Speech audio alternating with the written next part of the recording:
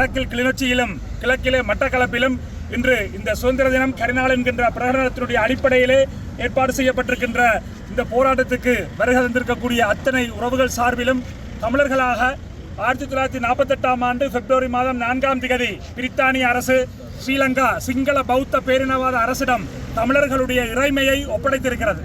அந்த தமிழர்களுடைய இறைமை ஒப்படைக்கப்பட்ட அந்த நாளிலிருந்து இன்று வரை ஈழத்தமிழர்கள் தமிழர்களுடைய பாரம்பரிய வரலாற்று தாயகமாகிய வடக்கு கிழக்கிலே ஒரு மூடப்பட்ட சிறைக்குள்ளே தான் நாங்கள் வாழ்ந்து கொண்டிருக்கிறோம். பேச்சு சுதந்திரம் இல்லை, கருத்து சுதந்திரம் இல்லை, எங்களுடைய அடிப்படை உரிமைகளை பெற்றுக்கொள்ளக்கூடிய சுதந்திரம் இல்லை.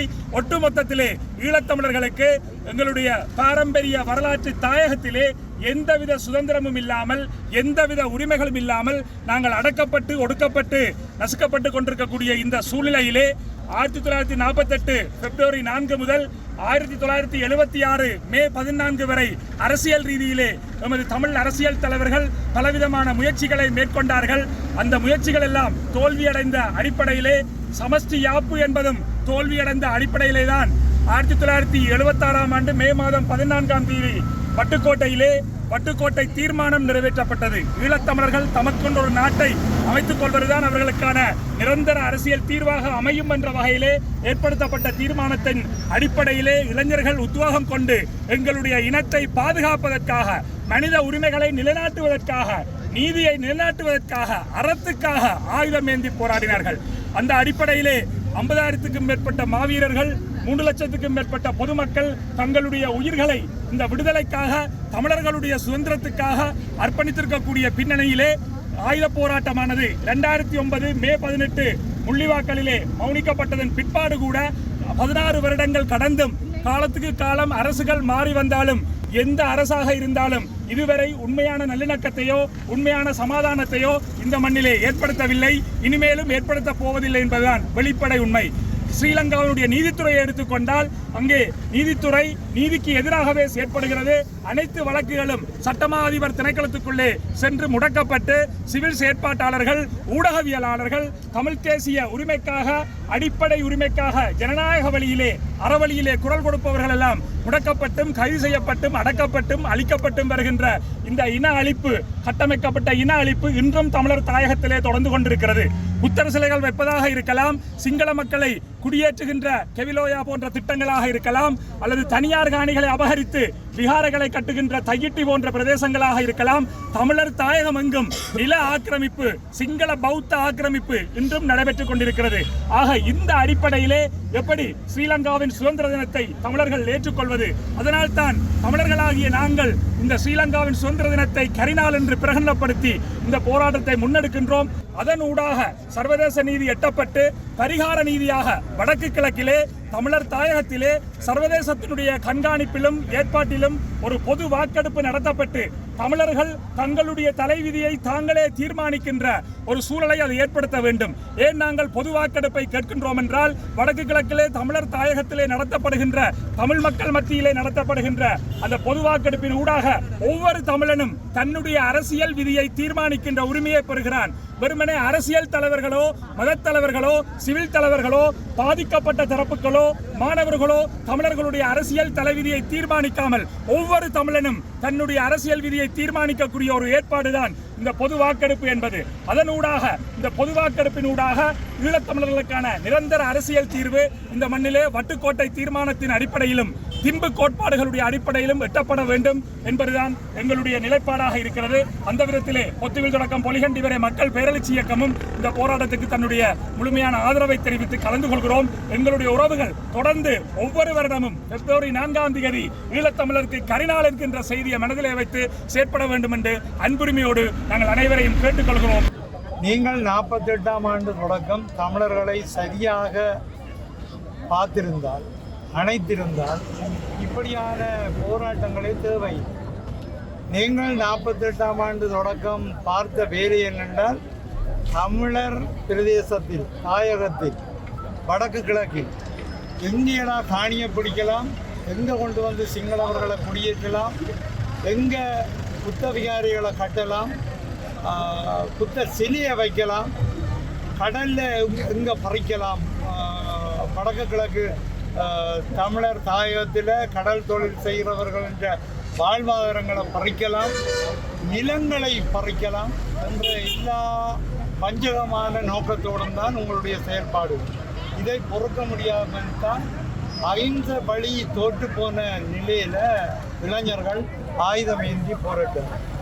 நான் முல்லைத்தீவில் ஒரு புள்ளி விவரத்தை குறிப்பிட்டு காட்டுறேன். முல்லைத்தீவு புள்ளி விவரம் உண்டு.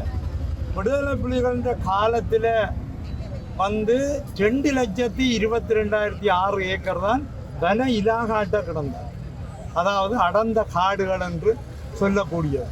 ஆனால் இப்போ 4,32,000க்கு மேற்பட்ட ஏக்கர் நிலம் வன இலாகாட்டம் மட்டுமே.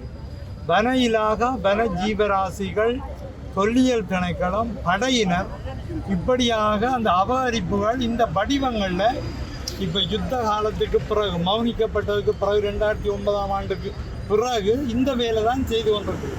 இதுவளவும் தமிழர்கள் தாங்கள் பயிர் செய்த நிலங்கள். எங்களுக்கு நிலம் இல்லாட்டி கொண்டுமில்லை, நிலம்தான் முக்கியம்.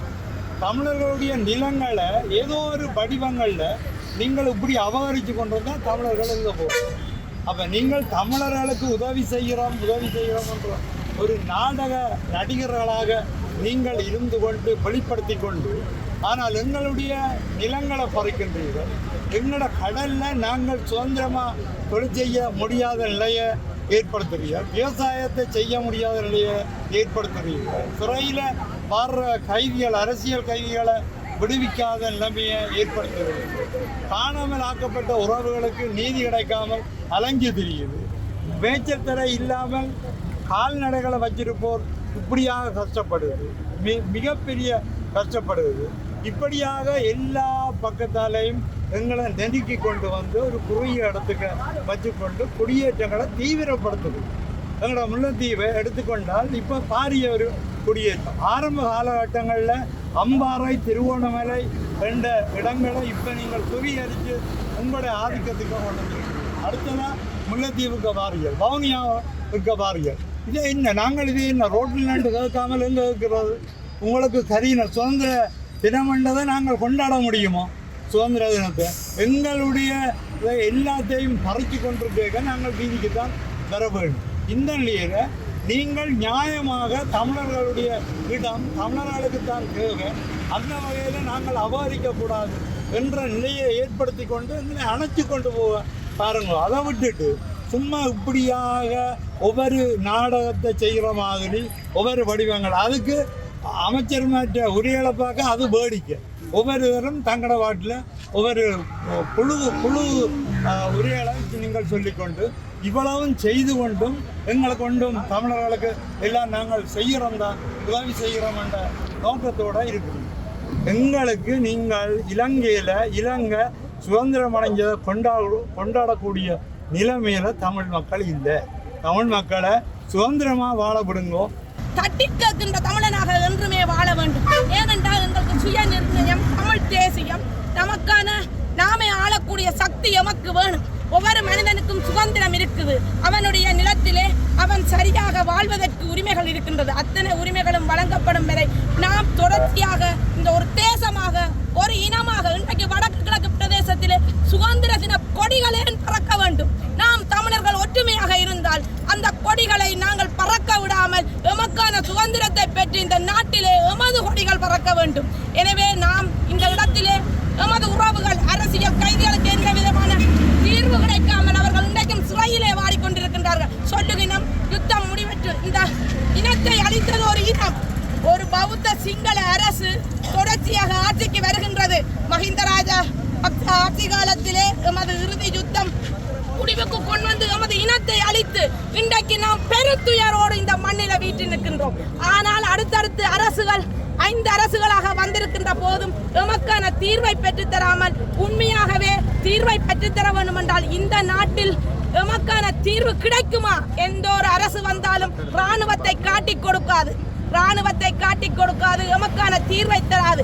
எனவே தான் நாம் கேட்கின்றோம், சர்வதேசத்திடம் எமது நீதி கிடைக்க வேண்டும். சர்வதேசத்தின் அழுத்தத்தின் ஊடாகத்தான் எமக்கான நீதி வழங்கப்பட வேண்டும். நாம் ஒரு தமிழர் தேசமாக, ஒரு தமிழ் இனமாக இந்த நாட்டில் வாழ்வதற்கு அனைத்து உறவுகளும் ஒன்று சேர வேண்டும் என்பதையும் அனைத்து உரிமைகளும் வழங்கப்படும் வேண்டும் என்பதை நான் இந்த ஊடக வாயிலாக இன்றைய தினம் கேட்டுக்கொள்கிறேன். இலங்கையின் 78வது இந்த சுதந்திர நாளை வடக்கு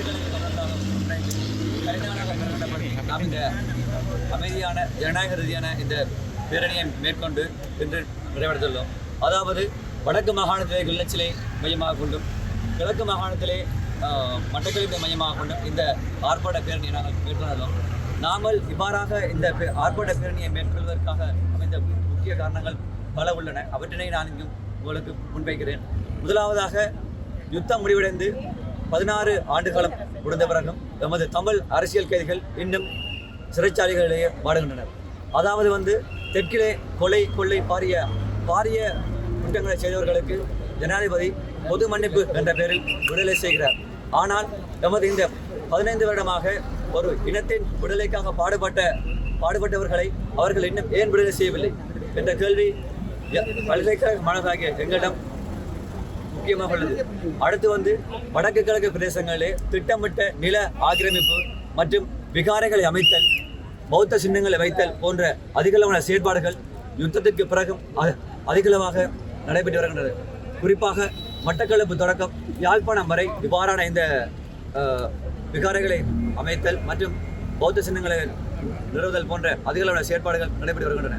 அவையாவன மட்டக்களப்பில் மயிலத்தோடு மாதவன் தொடக்கம், அடுத்து திருகோணமலையில் நிலாவளி பகுதி, அடுத்ததாக இப்போது கன்னியா பகுதியில் கன்னியா வெண்ணூருட்டு பகுதியில் அண்மையிலே அமைக்கப்பட்ட புத்தர் சிலை, இது போன்ற பல காரணங்கள். மற்றும் அப்படியே முல்லைத்தீவுக்கு வந்தால் முல்லைத்தீவிலே வெளிவய பகுதியிலே திட்டமிட்ட சிங்கள குடியேற்றங்களை அமைத்து வடக்கிற்கும் கிழக்கிற்கும் இணையே ஒரு விரிசலை உருவாக்கி சன விகிதாசார அடிப்படையிலே தமிழ் மக்களின் உரிமைகளை மறுக்கின்றனர். அப்படியே நாங்கள் கிளிநொச்சி யாழ்ப்பாணத்திற்கு வந்தால் யாழ்ப்பாணத்திலே அண்மையிலேயே கையெட்டி விகாரை, இது சட்டவிரோதமாக அமைக்கப்பட்ட விகாரை என்று நீதிமன்ற தீர்ப்புகள் சொன்னாலும் ஆனால் அதை மீறி இராணுவத்தினரின் கட்டுப்பாடுடன் இந்த விகாரையினை அவர்கள் கட்டிப்படுத்தினர். அது மட்டுமல்லாமல் வடுக்குநாரி மலை முல்லைத்தீவிலே அண்மையிலே கொக்குழாய் பிரதேசத்திலே அமைக்கப்பட்டு கொண்டிருக்கும் சட்டவிரோத விகாரைகள், இது போன்ற இலங்கை அரசாங்கமானது தமிழ் மக்களை ஒரு அடக்கி ஒடுக்குகின்ற செயற்பாடுகளில் மிகவும் தீவிரமாக முடக்கின்றது. அதாவது தொல்லியல் திணைக்களம் என்ற போர்வையிலே இந்த அடக்குமுறை செயற்பாடுகளை தமிழ் மக்கள் மீது இந்த இராணுவமானது, இந்த அரசானது, இலங்கை அரசானது 78ஆம் ஆண்டு இந்த சுதந்திர தின விழாவிலும் அவர்கள் தமிழ் மக்களின் அடக்குமுறைகளை அவர்கள் நிறுத்துவதாக தெரியவில்லை. ஆனால் இவ்வாறான ஒரு ஜனநாயக நாட்டிலே இவ்வாறான அடக்குமுறை இருக்கும் என்றால் நாங்களே இதை கொண்டு யாரிடம் கூறுவது? எமது உரிமைகளை யார் பெற்றுத்தருவது?